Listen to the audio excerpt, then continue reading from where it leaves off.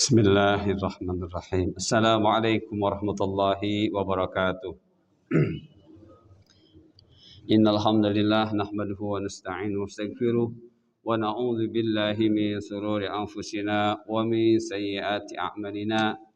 May yahdihillahu fala mudilla lahu wa may yudlil fala hadiya lahu. Ashhadu an la ilaha illallah wahdahu la syarika lahu wa ashhadu anna Muhammadan abduhu wa rasuluh. يا أيها الذين آمنوا اتقوا الله حق تقاته ولا تموتن إلا وأنتم مسلمون يا أيها الناس اتقوا ربكم الذي خلقكم من نفس واحدة وخلق منها زوجها وبث منهما رجالا كثيرا ونساء واتقوا الله الذي تساءلون به والأرحام إن الله كان عليكم رقيبا يا أيها الذين آمنوا اتقوا الله وقولوا قولا سديدا يصلح لكم أعمالكم ويغفر لكم ذنوبكم ومن يطع الله ورسوله فقد فاز فوزا عظيما أما بعد فإن أصدق الحديث كتاب الله وخير الهدي هدي محمد صلى الله عليه وسلم وشر الأمور محدثاتها وكل محدثة بدعة وكل بدعة ضلالة وكل ضلالة في النار. Saudaraku yang Allah muliakan, alhamdulillah pada pagi hari ini Allah masih berikan kepada kita nikmat yang besar, yaitu nikmat ilmu. Ya, kita berada di majlis ilmu. Kita juga sedang berusaha memahami ilmu dan nanti pada gilirannya mengamalkan ilmu. Dan ilmu di akhir zaman ini Allah munculkan, ya. Namun bagi mereka yang tidak serius memahami agama ini pasti terkena subhat, ya. Pasti terkena subhat. Oleh karena itu kita terus mohon kepada Allah bimbingan agar ilmu yang kita cari adalah ilmu yang bersih dari subhat, ya. Sebagaimana seorang ulama dari kalangan tabi'in mengingatkan kita, inna hadzal ilma dinun, sesungguhnya ilmu ini adalah agama. Fanduru amman ta'khudhu dinakum, maka perhatikan dari mana kalian mendapatkan ilmu. Jadi apapun yang kita dapati dari ilmu, kita harus bisa menseleksinya dan tidak akan mampu kecuali kita terus belajar. Kita masih sedang membahas hadis yang ke-7. Hadis tentang ad-dinu an-nasihah, agama adalah nasihat, ya. Dan agama sepenuhnya nasihat. Dan nasihat berarti semua kebaikan, semua upaya untuk ke arah yang baik, semua perbuatan yang baik, semua rencana yang baik, tidak ada setitik pun kecuali baik. Itulah hakikat nasihat dan itulah agama. Dan yang dimaksud dengan baik di sini adalah segala hal yang memberikan manfaat untuk dunia, untuk akhirat, dan tidak dipisah. Manfaat dunia, manfaat akhirat tidak dipisah. Justru yang dimaksud manfaat dunia, manfaat akhirat adalah semua yang ada di dunia harus menjadi fasilitas buat akhirat. Jadi tidak ada dikotomi dunia akhirat, tidak ada. Semua yang Allah berikan kepada kita berupa duniawiyah justru untuk akhirat. Walladzi khalaqalakum ma fil ardi jami'a. Dialah, yakni Allah, yang telah menjadikan untuk kalian semua yang ada di bumi ini adalah untukmu. Yang dimaksud adalah ja'ala lakum birran bikum. Semua yang Allah jadikan di muka bumi birron bikum, kebaikan untuk kalian oleh sebab kalian diciptakan. Dan 4 hal yang dimaksud birron adalah sebagai rahmat, harus menjadi rahmat. Kemudian intifa, harus diambil manfaatnya. Istimta, harus senang. Dan i'tibar, harus ilmu, ya. Jadi yang maksud birron, kebaikan-kebaikan untuk kalian karena sebab kalian diciptakan ini. Satu, segala nikmat yang Allah berikan kepada kalian harus jadi rahmat. Kemudian harus jadi nikmat, harus jadi intifa, dan harus jadi ilmu. Ini teman-teman ya. Dan insya Allah kita sedang berupaya ke arah sana, dan kita sedang berupaya melaksanakan apa yang sudah terpenuhi kriteria tersebut ya. Baik teman-teman, hadis yang ke-7 tentang nasihat ini, kita sedang membahas nasihat yang kedua, yaitu nasihat bagi kitab Allah. Apa yang kita pahami dan harus kita pahami ketika berbicara tentang nasihat itu, nasihat bagi kitab Allah, agama itu nasihat kitab Allah, ini ya. Jadi hasil pencarian dari kitab-kitab hadis dan termasuk sarah langsung ya terkait dengan hadis Arba'in Nawawi ini adalah ini teman-teman, kurang lebih seperti ini. Agama itu nasihat bagi kitab Allah adalah yang pertama, kita harus menjaga kandungan ayat-ayat Al-Quran. Bagaimana cara menjaga kandungan ayat-ayat Al-Quran tersebut adalah dengan mengetahui cara menafsirkan Al-Quran yang benar. Nah, jadi prosesnya kita mengetahui, mengenal, memahami, mempraktekkan. Ya. Jadi caranya dengan mengetahui, ketahui. Belum selesai, kenali, lebih dekat lagi. Kenali, lebih dekat lagi, pahami. Baru praktekkan. Nah, di antara sistematika yang kita dapati dalam memahami tafsir, dalam memahami ayat-ayat Al-Quran, yaitu seperti ini. Al-Quran dengan Al-Hadis, Al-Quran dengan Al-Quran, Al-Quran dengan Al-Hadis, Al-Quran dengan kaul sahabat, dan Al-Quran dengan bahasa Arab. Al-Quran dengan Al-Quran maksudnya ayat dengan ayat. Ketika tidak kita dapati ayat dengan hadis, ketika tidak kita dapati penjelasan Al-Quran dengan hadis, maka dengan kaul sahabat. Ketika tidak ada atau untuk memperkuat adalah Al-Quran dengan bahasa Arab. Kemarin kita sudah sampai di Al-Quran dengan hadis ya. Baik teman-teman, sekarang contoh Al-Quran dengan kaul sahabat ya.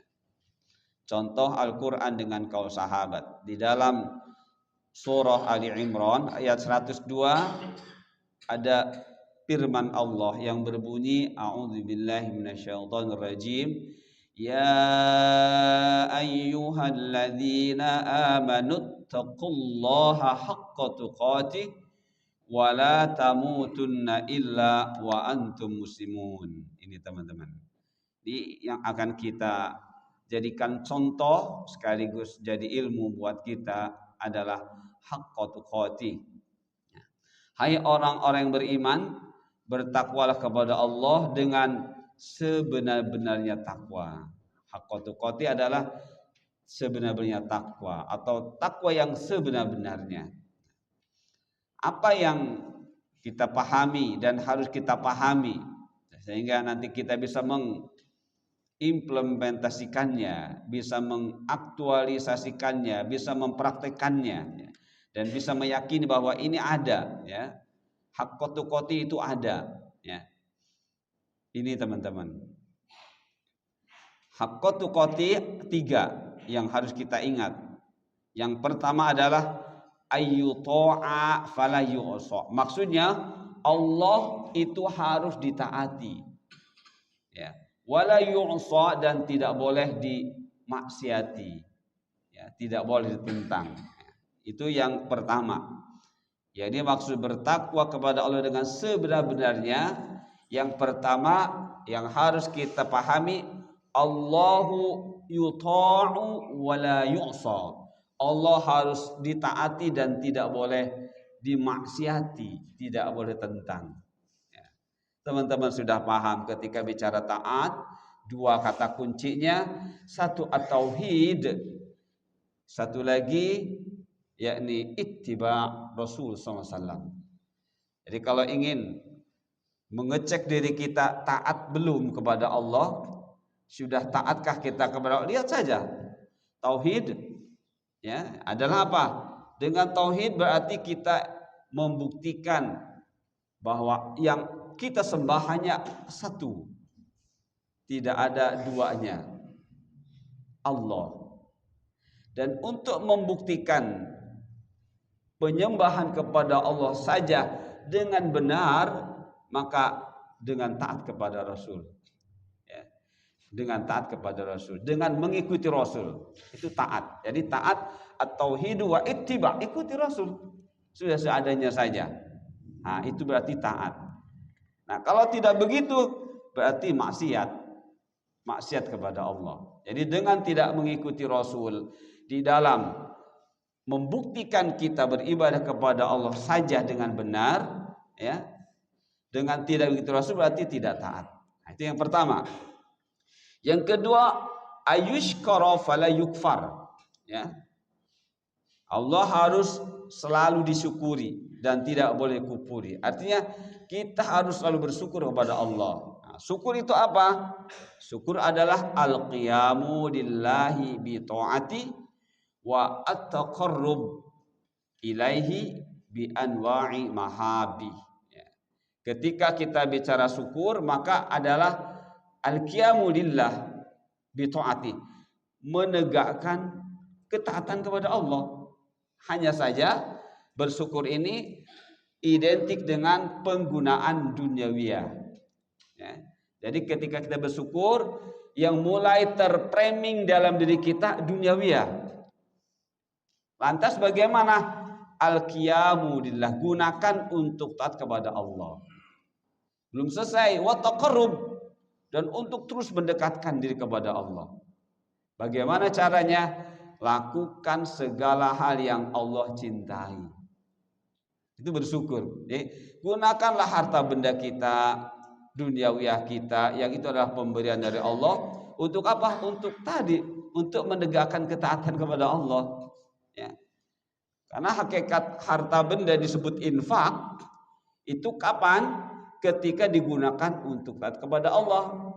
Al-infaq maknanya adalah tasarruful amwali fi ta'atillah. Infak adalah menggunakan harta benda kita sekecil apapun untuk taat kepada Allah. Itu syukur berarti, ya. Jadi syukur terfokus pada, tertarget pada gunakan harta benda kita untuk kepentingan kita taat kepada Allah. Ketika tidak, berarti kufur. Ya. Menggunakan harta benda bukan untuk kepentingan taat kepada Allah, itu namanya tabdzir. Tabdzir, orangnya mubadzir. Ya.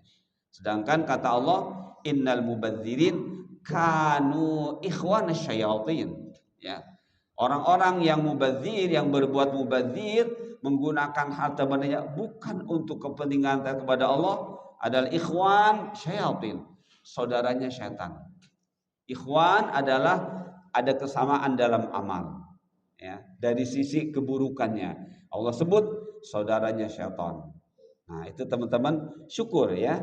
Jadi syukur adalah stressingnya pada menggunakan harta benda kita untuk kepentingan taat kepada Allah. Kalau tidak demikian, maka saat itu kita sedang berbuat kekufuran, ya. Para ulama memberikan istilah kufur nikmat, ya, kufur nikmat. Dan nikmat itu apa? kufur nikmat. Berarti apa yang kita pahami? Nikmat adalah ma yuqsadu bihi al-ihsan. Semua pemberian Allah yang tujuannya agar kita menjadi orang yang muhsin, yang berbuat baik, dan ketika berbuat baik tujuannya mendapatkan pahala dari Allah. Bukan tujuan mendapatkan pujian dari manusia, bukan, ya. Tujuannya mendapatkan pahala dari Allah di dunia dan akhirat. Itu yang kedua, ya. Jadi yang dimaksud bertakwa dengan sebenar-benarnya, satu, Allah harus selalu ditaati dan jangan dimaksiati, jangan ditentang. Yang kedua, Allah harus selalu disyukuri, alias kita harus bersyukur dengan nikmat yang Allah berikan kepada kita untuk kepada Allah, dan jangan kufur, alias jangan gunakan harta benda kita untuk menentang Allah. Yang ketiga, ayyudhkara fala yunsa. Allah harus selalu diingat, ya, dijadikan pusat zikir kita, wala yunsa, dan jangan dilupakan. Nah, zikir teman-teman juga sudah paham. Az-zikru zikrullah. Ketika disebut zikir, yang harus kita pahami adalah zikir kepada Allah. Lantas apa? Seperti apa zikir kepada Allah itu? Zikru asma'ihi wa sifatihi, zikru amrihi wa nahyihi, zikru ni'amihi wa adzabihi, wa la yatimmu dzalika illa bitauhidih. Zikir adalah zikir kepada Allah. Seperti apa? Maksudnya kita berusaha mengenali, memahami nama-nama dan sifat-sifat Allah, ya. Kemudian dipraktekkan, dibuktikan, digunakan untuk beribadah kepada Allah, ya. Jadi yang pertama yang dimaksud zikir kepada Allah, pertama kita kenali nama-nama Allah, kita pahami nama Allah sampai kita mengamalkannya, ya, mengamalkannya. Kemudian kita kenali mana nikmat Allah, mana azab Allah, ya. Sampai tadi kita bisa menggunakan nikmat Allah untuk seperti ini, azab Allah untuk kita hindari. Kemudian kita kenali juga mana perintah Allah, mana larangan Allah. Kita ketahui ini peringatannya lakukan, ini larangannya kita tinggalkan. Wala yatimmu dzalika illa bitauhid. Semuanya ini perkenalan kita, pemahaman kita kepada nama sifat Allah, perintah dan nama Allah, nikmat dan azab tidak akan bermanfaat illa bitauhidi, kecuali dalam rangka mentauhidkannya. Tadi tauhid apa? Beribadah kepada Allah. Jadi kita kenal nama Allah untuk ibadah, ya. Contohnya kita tahu kalau Allah memiliki nama As-Sami', As-Sami' yang maha mendengar. Bagaimana kita membuktikan ini dalam ibadah? Tadi kita harus mulai berhati-hati dalam berbicara, ya. Jangan keluar dari lisan kita kecuali yang Allah ridhoi.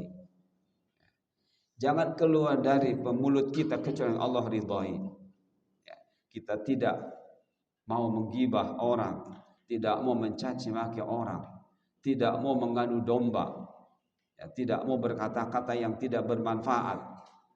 Nah, ini kenapa? Karena Allah mendengar. Karena Allah mendengar. Inilah bukti kita kenal, kita paham Allah memiliki nama As-Sami'. Inilah zikir, ya. Begitu juga nama-nama Allah yang lainnya. Jadi hanya akan bermanfaat bitauhidi, dengan mentauhidkannya, dengan untuk ibadah. Melakukan perintah-perintah Allah juga enggak bermanfaat illa bitauhidi, kecuali dengan mentauhidkannya. Saya mau sholat. Bagaimana kita membuktikan kita ini melaksanakan sholat dengan tauhid? Kita cari tahu bagaimana sholat yang benar.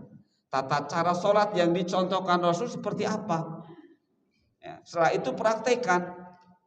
Setelah itu ikat. Jangan ada keinginan untuk dipuji orang, untuk disanjung orang. Itulah namanya melaksanakan perintah dengan tauhid, ya. Jadi semuanya ketika kita lakukan perintah, targetnya adalah pahala dari Allah, baik di dunia ataupun di akhirat. Itulah namanya zikir, teman-teman. Maka ketika kita paham hakikat zikir, ya, kita tidak akan pernah lepas dari zikir. Ya, dimanapun, kapanpun, sejak kita bangun tidur, kita sudah zikir. Kita baca doa. Ya. Kita mulai bergerak ke kamar mandi. Bagaimana akhlaknya, bagaimana adab-adabnya ke kamar mandi. Apakah kaki kanan dulu, kaki kiri, itu zikir semuanya. Apa yang dilakukan ketika kita berada di kamar mandi, semuanya zikir. Ketika kita mempraktekkan ilmu yang Allah berikan kepada kita melalui Rasul kita, itulah hakikat zikir. Justru ketika kita mendengar suara yang katanya zikir, ya, yang jauh, dari jauh kita mendengarnya dan malah kita terganggu, itu tidak disebut zikir. Walaupun lafaz-lafaz yang terdengar adalah lafaz yang mulia, lafaz thayyibah, ya, kalimah thayyibah, itu malah tidak jadi zikir. Ya, teman-teman masih ingat Rasulullah SAW ketika mendengar ada yang baca Quran di dalam masjid, ya, karena beliau rumahnya saat itu persis di samping masjid. Ada yang baca Quran, ada yang sholat. Apa yang terkeluar dari ucapan Rasulullah? La yu'zi ba'dukum ba'dha. Jangan kalian saling menyakiti. Jangan kalian saling menyakiti. Apa memangnya ya wahai Rasulullah? Ternyata mereka tidak sedang berbuat berantem, tidak sedang pukul-pukulan. Mereka diketahui Rasulullah sedang baca Al-Quran, suaranya keras, sementara yang lain sholat. Yang lain sholat, nggak ada pukul-pukulan, tapi Rasul mengatakan jangan kalian saling menyakiti. Subhanallah. Ya, berarti bersuara keras walaupun yang disuarakan ayat Al-Quran, kalau ternyata akan mengganggu, ya, keadaan atau kondisi hamba Allah saat itu menyakiti, teman-teman. Disebut zikir tidak? Tidak. Karena zikir itu semuanya dalam rangka bertakwa kepada Allah dan takwa yang sebenar-benarnya. Begitu, teman-teman, ya. Jadi makna zikir bukan sekedar mengucapkan subhanallah, subhanallah, subhanallah dengan suara keras, tapi dia sendiri tidak paham subhanallah itu apa. Ya. Harusnya subhanallah, subhanallah, pahami tanzih an uyubillah. Maksudnya apa? Bersihkan pikiran-pikiran buruk dari diri kita tentang Allah. Ya. Berarti kita sudah beribadah dengan benar kepada Allah. Baik, teman-teman. Jadi ini contoh tafsir Al-Quran dengan qaul sahabat. Ya. Seperti ini. Mudah-mudahan contoh ini benar-benar bisa membuat kita contoh Al-Quran dengan kaum sahabat, bisa benar-benar bahwa sahabat itu adalah hamba-hamba yang Allah pilih, ya, hamba-hamba yang Allah pilih, seperti itu. Baik, sekarang contoh tafsir Al-Quran dengan bahasa Arab. Ya. Sini ada ayat 52 surah Anbiya. A'udzubillahi minasyaitonirrajim. Il qala li abihi wa qaumihi ma hadhihi tamathil. Ya, tamathil, ya.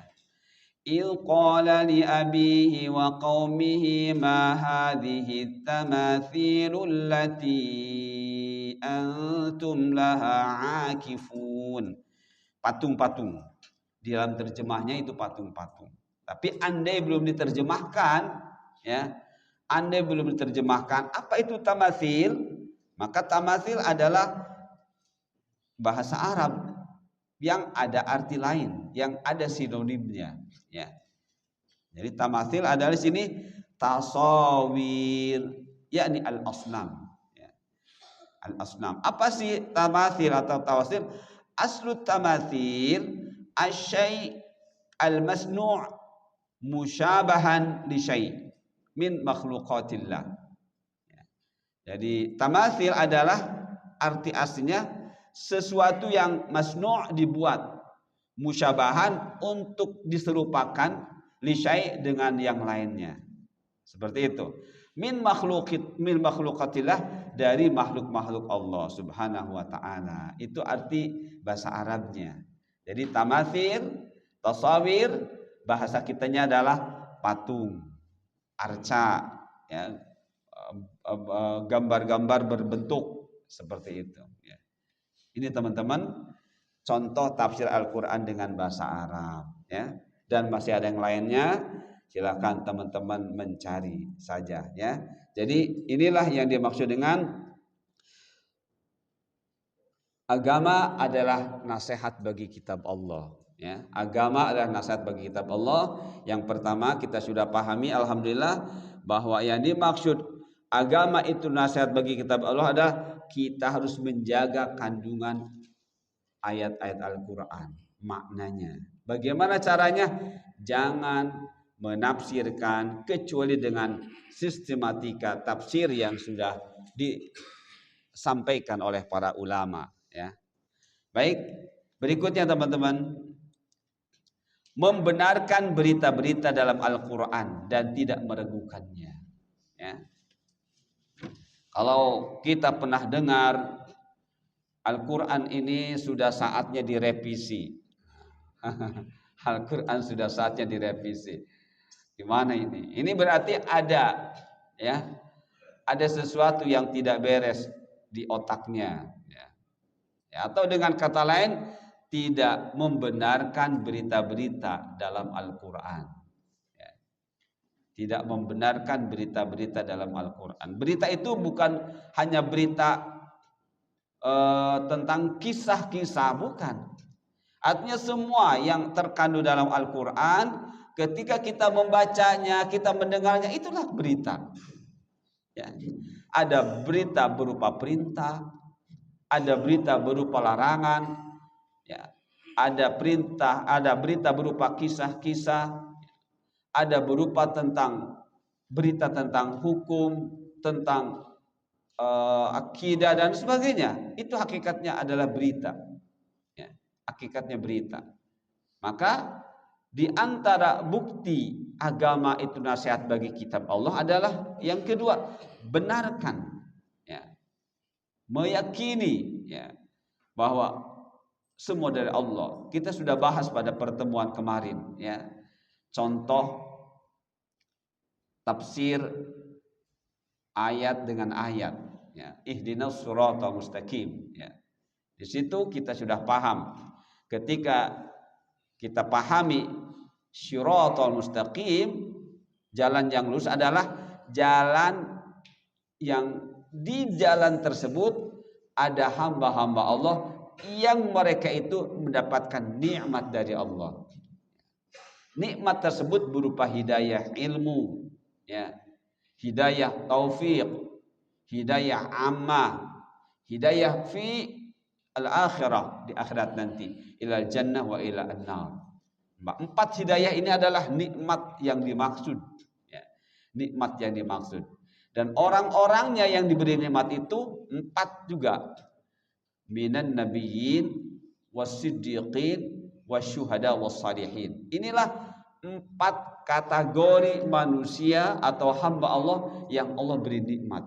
Nah, ketika bicara membenarkan berita-berita, ini siddiqin yang mereka peroleh dari para nabi, para rasul.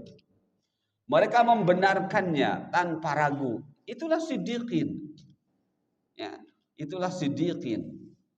Kemudian berusaha perjuangkan kebenaran yang sudah diterima itu. Itulah syuhada. Kemudian dibuktikan dengan amal. Itulah salihin. Nah, kita ini bisa mendapatkan tiga sifat ini di dalam diri kita, ya. Tapi kita tidak bisa nabi tidak bisa. Untuk menjadi orang yang siddiq, ya, benarkan berita-berita Al-Qur'an. Ada perintahnya, benarkan, ya. Buktikan dengan amal. Ada larangan, buktikan dengan jauhi. Ada nikmat, buktikan dengan gunakan secara benar. Nah, ini namanya membenarkan berita-berita dalam Al-Quran, teman-teman. Ya. Nah, kalau Al-Quran ini harus revisi, berarti ini nomor 2, nomor 1 juga tidak. Ya. Nomor 1 sudah tidak. Nah, nomor 2 juga tidak. Kalau tidak berarti gimana? Tidak menganggap agama itu sebagai nasihat. Ad-din an-nasihat. Harus mengatakan begitu.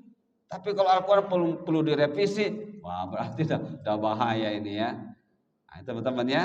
Jadi ciri agama itu nasihat bagi kitab Allah. Yang kedua adalah membenarkan berita-berita dalam Al-Quran dan tidak meragukannya. Lihat ayat yang pertama dari ayat, contoh ayat ya yang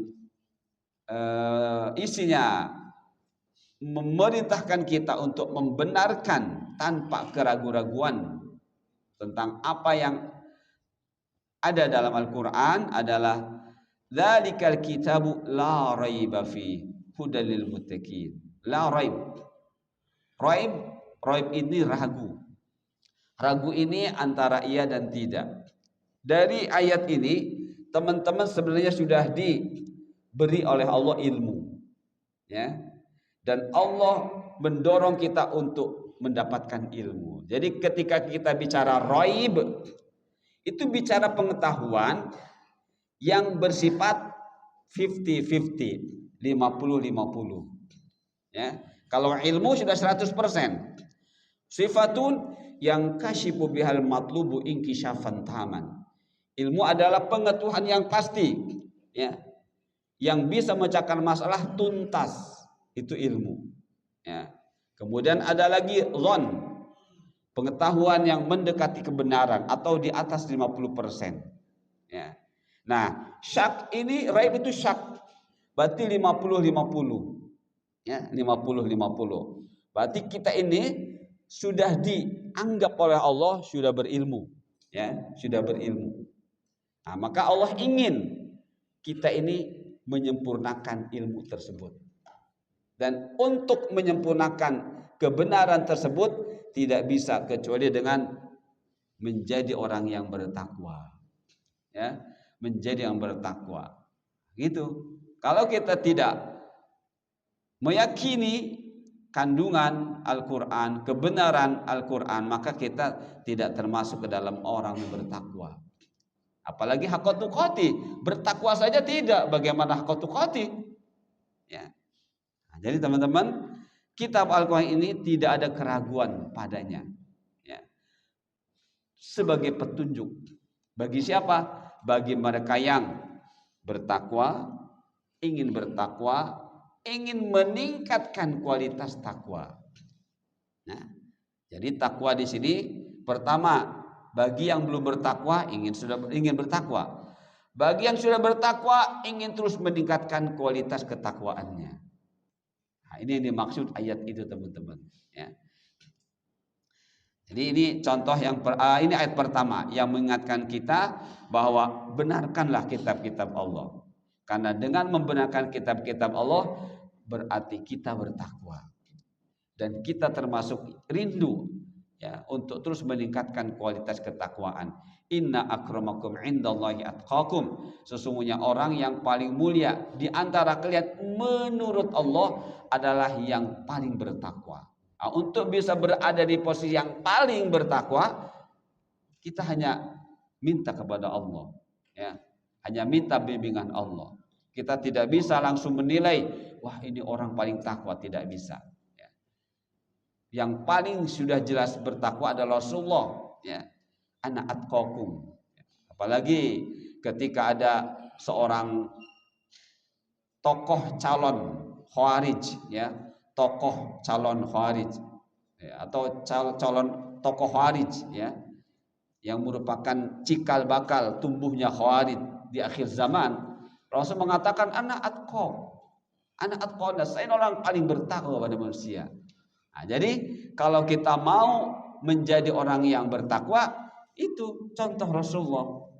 Ya, kalau mau contoh Rasulullah, jangan ragukan Al-Quran, jangan ragukan Al-Quran. Ya. Untuk menghilangkan keraguan-raguan, belajar. belajar, ya, belajar dengan benar seperti itu. Baik teman-teman, waktunya tidak banyak. Lihat ayat yang berikutnya. Alhamdulillahilladzi anzala ala 'abdihil kitaba wa lam yaj'al lahu 'iwaja qayyiman liyunzira ba'san shadidan min ladunhu wa yubashshiral mu'minina alladzina ya'maluna as-salihati anna lahum ajran hasana. Surah Al-Kahfi. Segala puji bagi Allah yang telah menurunkan kitab, yakni Al-Quran, kepada hambanya dan dia tidak menjadikannya bengkok. Nah, ya. Jadi Al-Quran lurus, isinya lurus.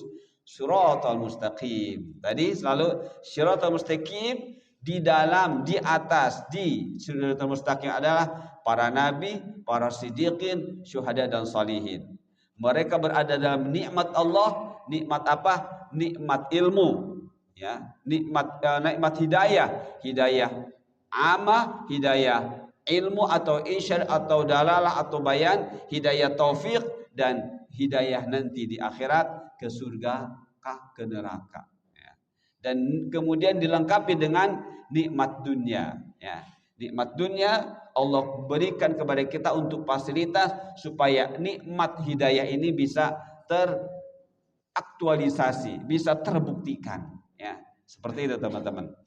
Nah, jadi ini kemudian sebagai bimbingan yang lurus untuk memperingatkan akan siksa yang sangat pedih dari sisinya dan memberi kabar gembira kepada orang-orang yang beriman yang mengerjakan kebaikan atau amal saleh bahwa mereka akan mendapat balasan pahala yang banyak. Itu teman-teman, ya. Ini berita, ya, ini berita, ya. Isinya tentang apa? Orang yang beramal saleh akan dapat pahala, orang yang tidak beramal saleh akan disiksa. Ini berita, ya. Harus kita terima, harus kita yakini, harus kita imani, dan harus kita buktikan dalam kehidupan ini, ya. Diaktualisasi, dibuktikan. Oh iya, kalau saya berarti ingin mendapatkan pahala, ya harus beramal yang soleh, yang benar, ya. Seperti itu, ya. Itu bukti kita membenarkan, ya. Bukti kita membenarkan perintah-perintah Allah. Kemudian teman-teman, afala yatadabbaruna al-Qur'an walau kana min 'indi ghairillah lawajadu fi ikhtilafan katsira. Maka tidaklah mereka menghayati atau mendalami Al-Qur'an. Sekiranya Al-Quran itu bukan dari Allah, pastilah mereka menemukan banyak hal yang bertentangan di dalamnya itu. Jadi jangan ragu, ya, jangan ragu kata Allah. Benarkan, jangan ragu, benarkan. Makanya dengan bukti membenarkan kita harus belajar, ya. Kita harus belajar seperti itu. Baik teman-teman. Kemudian 3, melaksanakan perintah-perintah yang terkandung dalam Al-Quran. Fa in tawallaitum fama sa'altukum min ajrin in ajriya illa 'ala Allah wa umirtu an akuna minal muslimin. Maka jika kamu berpaling dari peringatanku, aku tidak meminta imbalan sedikit pun darimu.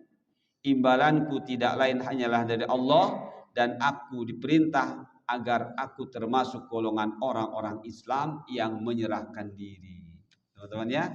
Jadi melaksanakan perintah. Yang ketiga, kita memahami bahwa agama adalah nasihat bagi kitab Allah. Setelah kita membenarkan apa yang ada dalam Al-Quran, berikutnya laksanakan perintahnya, ya.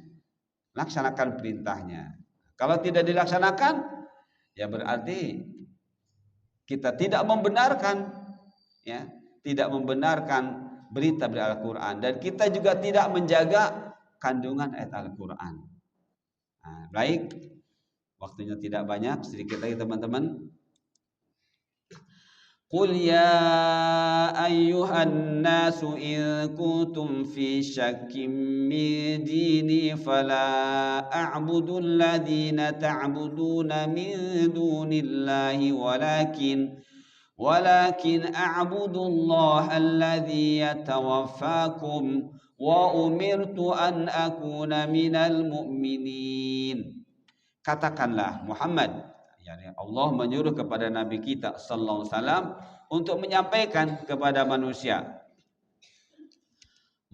jika kamu masih dalam keraguan tentang agamaku, maka ketahuilah aku tidak menyembah yang kamu sembah selain Allah, tetapi aku menyembah Allah yang mematikan kamu, dan aku telah diperintah agar aku menjadi golongan orang yang beriman. Tidak ada perintah-perintah Allah kecuali pasti ya, bermanfaat, ya, kecuali pasti menunjukkan keimanan yang benar. Nah, teman-teman, baik, sebagai upaya kita memahami perintah, ya, bahwa isi dalam ayat Al-Quran itu tidak lepas dari perintah, ya, baik dalam bentuk langsung perintah dengan fi'il amr, atau dalam bentuk fi'il mudhari ada lam lil amr, atau biasa khobariyah saja, ya, ayatnya tidak ada perintah, tidak ada juga lamul amr, hanya berita saja, tapi di sana ada konsekuensi pahala atau dosa, maka itu pun sama, isinya adalah perintah. Nah, maka apa yang harus kita pahami ketika bicara perintah? Ini pertama, hukum asal perintah, teman-teman. Karena banyak orang yang melakukan perintah-perintah tidak paham, belum melaksanakan perintah berarti. Ya. Sudah sholat? Sudah. Tapi sholatnya tidak benar. Itu berarti belum melaksanakan perintah. Ya. Sudah sholat, tapi sholatnya nggak benar. Ya. Nggak benar sholatnya. Rukunya cepat, sujudnya pun demikian, ya. Rukun-rukunnya tidak terpenuhi, tapi dia sudah merasa saya dalam melaksanakan perintah kok. Nah, maka di sini teman-teman, terkait dengan melaksanakan perintah Allah, terkait perintah harus kita pahami. Apa yang harus kita pahami tentang perintah? Ya, hukum asal perintah adalah wajib. Nah, ini, perintah itu wajib, teman-teman. Ya, perintah itu wajib. Perintah itu talabu al-fi'li minal a'la ila adna. Perintah adalah tuntutan satu amal, satu perbuatan dari yang lebih tinggi kepada yang lebih rendah. Itu perintah namanya. Talabul fi'li minal a'la ila adna. Tuntutan satu amal, satu perbuatan dari yang lebih tinggi kepada yang lebih rendah. Ini namanya perintah. Nah, hukum asalnya perintah adalah ini, wajib. Nah, berarti apa yang harus terframing dalam diri kita ketika ada perintah? Oh, saya dapat kewajiban nih, dapat perintah yang kalau saya kerjakan dengan benar dapat pahala. Tapi kalau saya tinggalkan atau saya kerjakan tapi dengan tidak benar, tetap berdosa. Nah, itu makna wajib. Ya, yang itu adalah perintah. Jadi hukum asal perintah adalah wajib, ya, kecuali ada dalil yang menyelisihinya. Apa maksudnya? Teman-teman lihat ayat, ini perintah. Ya sudah. Tapi ada secara teks dia perintah, tapi ternyata tidak wajib. Jadi tidak wajib kenapa? Karena ada dalil yang menyelisihinya. Apa contohnya teman-teman? Misalnya dalam hadis saja, ya. Dalam hadis kata Rasulullah SAW, misalnya tentang baina adzanaini salatun. Baina adzanaini salatun. Baina adzanain, antara dua azan ada salat. Antara azan ini perintah sebenarnya. Tapi Rasul menyampaikannya dalam bentuk kabar. Ya, perintah. Tapi kemudian di akhir setelah 3 kali beliau mengucapkan liman sya'a, bagi yang mau. Nah, bagi yang mau, asalnya perintah. tapi ditutup dengan kata-kata liman syaa, bagi yang mau. Jadi tidak wajib, sunnah. Ya, jadi sunnah. Seperti itu teman-teman ya. Jadi hukum asal perintah adalah wajib. Laula an asyqa ala ummati la amartuhum bisyawak. Andai tidak memberatkan umatku, aku akan perintahkan siwak. Wajib nggak perintah? Wajib. Wajib. Laula, andai tidak akan menyusahkan, Rasul perintahkan, tapi karena hal itu menyulitkan, jadi tidak wajib. Ya, jadi bersiwak tidak wajib. Nah ini teman-teman, jadi hukum asal perintah pada prinsipnya adalah wajib, kecuali ada dalil-dalil yang menyelisihinya menjadi tidak wajib. Nah, ya. Yang kedua teman-teman, hukum asal perintah adalah menuntut segera dikerjakan, kecuali ada dalil yang menyelisihinya. Jadi kalau ada perintah, teman-teman baca ayat Al-Quran, ini perintah, hukum asalnya apa? Ayo segera kerjakan. Seperti itu. Sampai ada dalil yang menyelisihinya. Misalnya tentang haji. Walillahi 'alan nasi hajjul bait man istata'a ilaihi sabila. Ya. Di situ ada kata man. Walillahi 'alan nas. Wajib bagi manusia untuk Allah, karena Allah melaksanakan haji. Ketika teman-teman memahami teks ayat ini, wah berarti saya kena kewajiban nih. Allah lanjutkan, man istata'a, bagi yang sudah mampu. Oh, berarti bagi yang belum mampu boleh nanti ditunda. Ya, belum mampu saat itu ditunda boleh.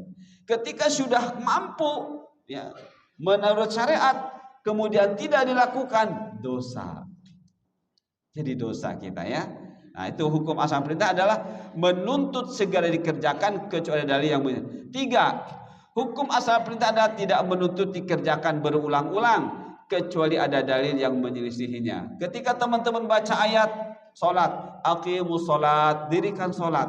Kalau melihat ayat tersebut, yang penting sudah mendirikan salat. Ya.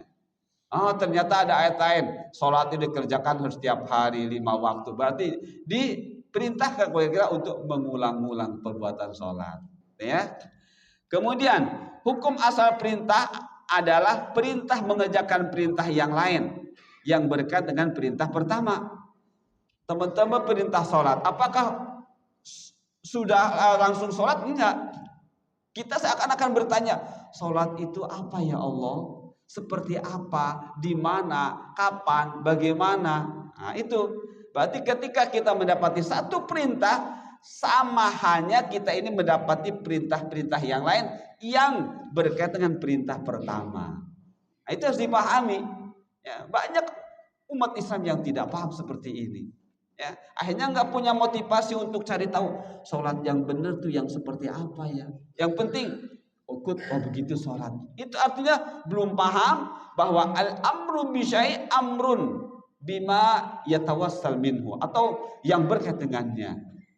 Ya, jadi satu perintah ada kaitan dengan perintah-perintah. Nah, kalau yang ini perintah ini wajib, berarti yang lain pun yang berkaitan dengan perintah pertama jadi wajib lagi. Berarti belajar hukumnya wajib.